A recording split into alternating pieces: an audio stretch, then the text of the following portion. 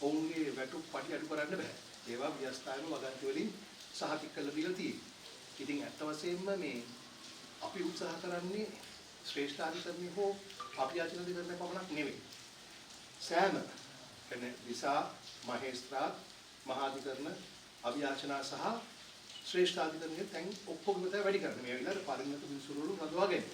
මොකද 1978 පස්සේ කිසිම ආකාරයකින් වයස එහෙම සංශෝධනය වෙලා නැහැ. ඒ වගේම අපි අධීක්ෂණය කර ගොඩාක් රටවල අර විදේශ රටවල පවා 70 ඊට වැඩි කාලෙනුත් තියෙනවා. පිටතට වැඩි කරන්න බලාපොරොත්තුවක් නැහැ. අපේ අවශ්‍යතාවය පරිදි. ඉතින් අධිකරණයේ ස්වාධීනතාවය කියන්නේ නඩුකාරතුමන්ලට බය නැතුව තියෙන සාක්ෂියනෝ නීති රීතියනෝ නඩුවක් අහන එක. ඒකට ව්‍යවස්ථාදායකයෝ හෝ වෙන කිසිවෙකු මැදිහත් විය නොහැකියි. ඉතින් මෙතන අපි සිදු කරන්න ආ වූ සංශෝධනය වයස වැඩි කිරීමක්, තමයි සේවර වයස වැඩි කිරීමක් මිසක් වෙන දෙයක් නෙමෙයි. මොනදී ආනන්ති මේ එක නඩුකාරතුමෙක් ගෙලින් ඔය අපේ ඉස්සරහ එහෙම කරන්න හොඳන්නේ එක්කෙනෙක්.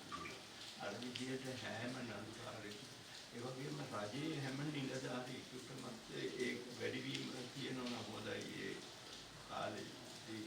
මහානායක හඳුරන්නේ අපි දැන්නේ ප්‍රයෝජනවත් දිහාපතිතුමා උපදිසා මේ ප්‍රාදේශීය ලේකම්තුමා ඔයාට කියන්නේ මොකද පළපුරුදුව ආයනේ ඒ අය නැතිවෙච්ච ඒකනේ ජනාධිපතිතුමාට ඒ අය ගෙන්නලා සාකච්ඡා කරන්න වෙලා තියෙන්නේ විදිහට තව කොච්චර වැඩ